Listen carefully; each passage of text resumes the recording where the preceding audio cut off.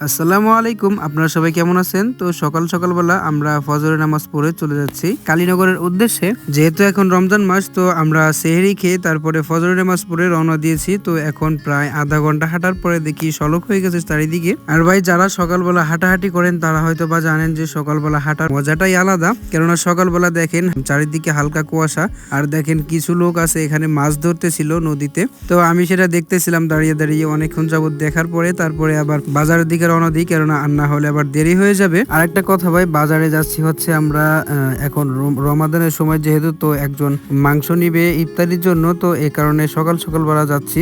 আর ভাই, বাজারে যেতে যেতে মানে কি বলবো, এরকম অনেকগুলোর সাথে দেখা হয় যারা হচ্ছে মানে কি বলবো নেতাগোতা বাজারের, বুঝতেই পারতেছেন। তো এদিকে মারামারি লাগিয়ে দিয়েছে দুই পার্টি একসাথে। তো ওই কারণে আমি দাঁড়ায় দাঁড়িয়ে দেখতেছিলাম। আর যে পিছনে যে স্কোয়াডটা ছিল, ওই স্কোয়াড তো আমার ভাই কি বলবো দাবড়ি দিছে। তো এই কারণে যাই হোক, মানে অনেক কষ্ট এখান থেকে চলে আসছি। আর একজন মুরব্বী চাচা দেখেন মানে লাঠি নিয়ে দাবড় দিচ্ছিল সবগুলোরে। তো যাই হোক, ওইখান থেকে আমরা চলে আসলাম। আর ভাই, এখান থেকে জাস্ট এখন ভিউটা দেখেন, খুব সুন্দর একটা ওয়েদার এখন। তো যাই হোক, আমরা চলে আসছি কিন্তু অলরেডি আমাদের দোকানের কাছে। আর ভাই, এখন বেলা বাজে প্রায় 8টা, আর মনির ভাই ঘরের ভিতরেই শুয়ে আছে, কিন্তু ওনার কোনো খবরই নাই। আর শুধু মনির ভাই বলবো কেন, দেখেন বাজারের কোনো দোকানই খোলে নাই, কেননা এখন হচ্ছে রমাদান মাস, কেউ সহজে দোকান খোলে না। আর হ্যাঁ, আমরা কিন্তু গরু কাটি নাই, কেননা আজকে মানে হাট ছাড়া দিন, তো আজকে গরু কাটলে পুরা গরু যাবে না। আর এখন বাজারে যেহেতু মানুষ কম, সেহেতু গরু মানে কাটা একটা বোকামির কাম হবে। তো যাই হোক, এখানের যে কাজ কাম ছিল সেই কাজ কামগুলো শেষ করে তাড়াতাড়ি আমরা বাসার দিকে রওনা দিলাম। তার কারণ হচ্ছে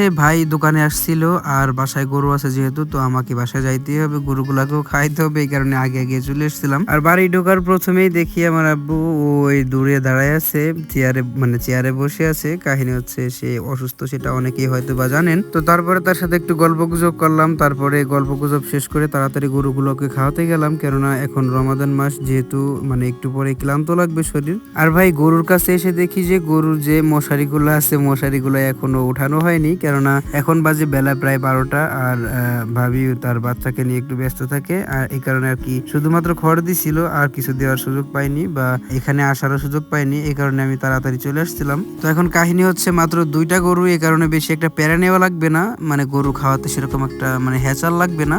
আর ভাই, আজকে খুব ক্লান্ত লাগতেছিল এমনিতেই। তো আমি মনে করছিলাম যে গরুগুলাকে খাওয়ানোর পরে একটু রেস্ট নিব, বাট সেটা হইলো না, কেননা কালকে বিকালে একজনকে কথা দিয়েছিলাম, মানে আমার এক মামাকে কথা দিয়েছিলাম যে তার ফোন কেনার সময় তার সাথে যাব। তো সে আমার বাসায় আসার পর, মানে আমি গোসল করে উঠছি মাত্র, আমার বাসায় এসে বসে আছে যে তার ফোন কিনতে যেতে হবে। এই কারণে মানে ওয়াদা খিলাফ করে ঠিক হবে না, চিন্তা করলাম যে যাই, সকালবেলা এমনি এসে একবার ঘুরে গেছে আমাদের বাসা থেকে। এই জন্য চিন্তা করলাম যে মানে একটু কষ্ট হলে হোক, তারপরেও তার মনটা তো ভালো থাকবে বা তার ফোনটা একটু ভালো পাবে। এই কারণে তার সাথে গিয়ে ফোনটা কিনে আনলাম। তো আজকের মতো এই পর্যন্ত, সবাই ভালো থাকবেন। দেখা হচ্ছে আবারও খুব তাড়াতাড়ি নতুন কোনো ভিডিও নিয়ে। ততক্ষণ সবাই ভালো থাকবেন।